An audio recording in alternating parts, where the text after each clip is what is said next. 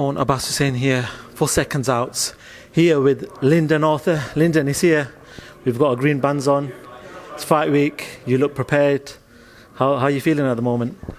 I'm good, man. I'm good. I'm just chill. Like I say, I look prepared. I'm well. I'm here. I'm ready each time. We've got 2 days left. We've got a weigh-in tomorrow and that's it. We're going to go time Saturday. The fun starts.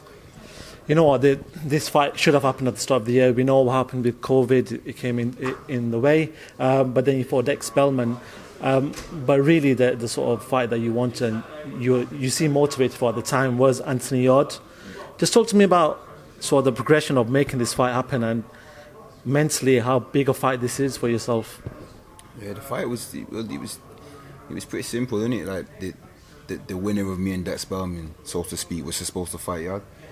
But then I guess Yarde needed a warm up or whatnot, and the loser ended up fighting him, and now we're here. And it was, like you say, we were supposed to fight on the 11th of April anyway, or whatever date in April it was supposed to be. So this was just postponement, if that's a word. So that's it, really. We're here now.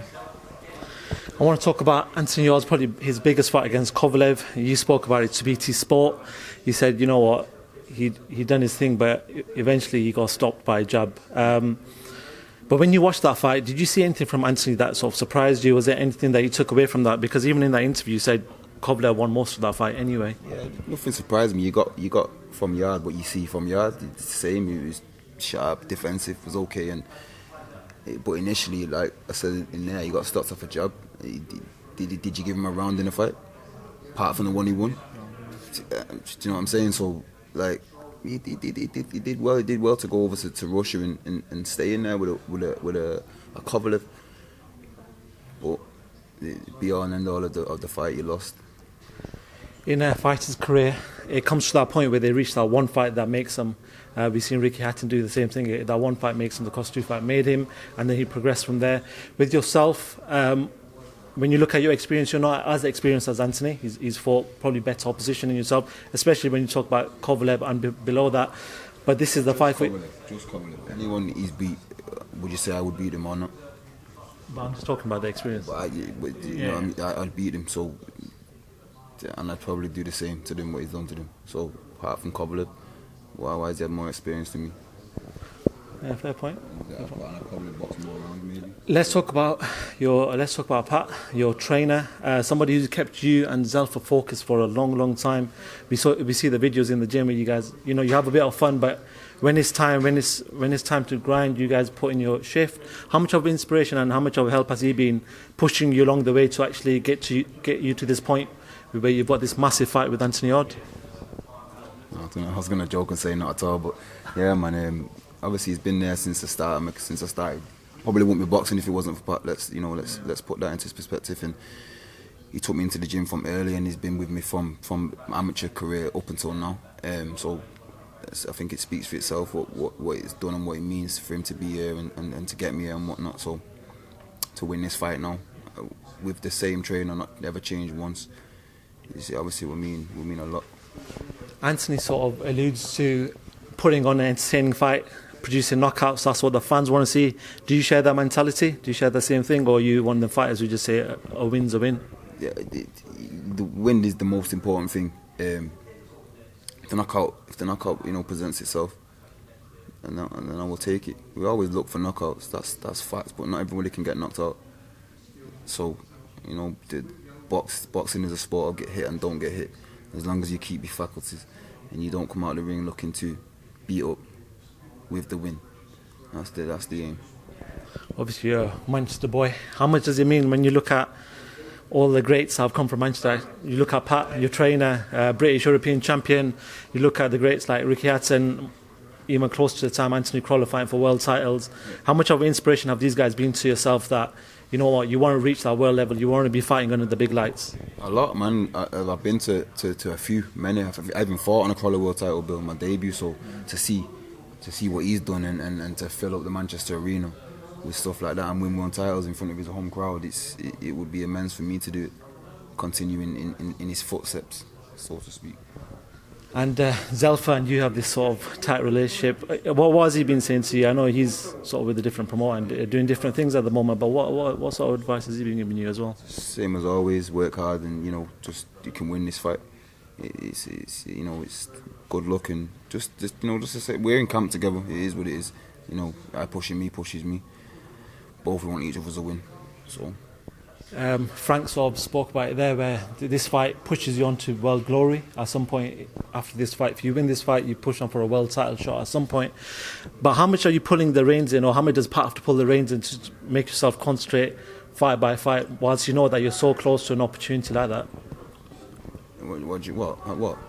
So you're so close to like a world title opportunity. If you beat Anthony Yarde, Frank said that, you know what, at some point this could push you on to a world title.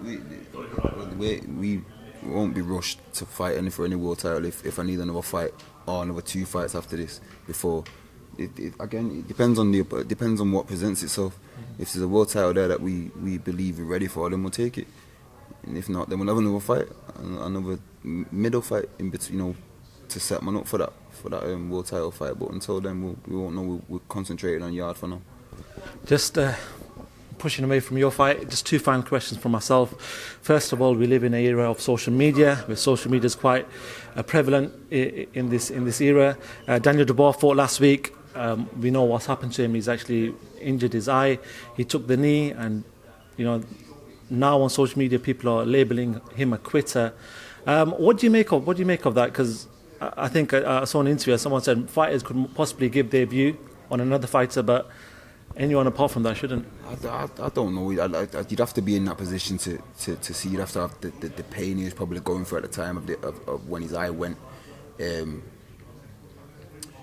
But there's been fighters where they've had probably the same injury, or you know, you see David Hayes with his broken whatever he had in his leg. I've seen Enzo McAnally posted something of his eye. Chris Eubank Senior back in the day had an eye, and these guys went on with what's the warrior code kind of thing. But again, you can't really speak on it until you've been in that situation. You don't know what he was going through. You don't know what pain he was in. He might have been thinking about his eye, and if in the future he didn't want to lose his eye. Like people say, he's only 23, and he probably will be able to come back from it, and he probably is a warrior deep inside and that. But again, only he will know. Only he will know what happened that night. When I ask people that question, they'll say, "Well, I spoke to a fighter yesterday and said, yeah, I'll never take a knee." What's your sort of process? We've seen Deontay Wilder say, "I'd rather die in the ring." Yeah. You know, there's been all these statements have come out. What's your mentality? Yeah, same. Yeah, but like, I want to win. I want to win, and you have to do what you have to do to win. Yeah, beyond end all of it is win.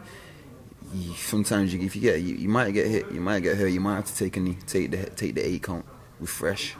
You know, you might have to do that sometimes. This is boxing. You can't swim without getting wet. Whether you in that moment you have 8 seconds, 10 seconds to decide what you want to do. Whether you want to get out there or stay in there, and you know, and you have a short time to think about that, and it's like that. So you go with whatever you feel like at the time. Just final question. Another Northerner fighting on a massive stage is Callum Smith versus Saul Canelo Alvarez. Just talk to me about that fight. How do you see that one playing out? It's a great fight for Callum.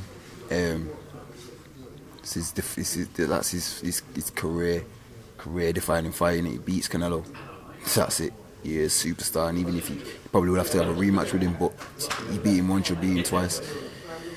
It's a huge fight, and it's a huge ask. Canelo's the elite of fighters. But you know, I'm sure him and his team will have a great plan to go through and what to do with Canelo.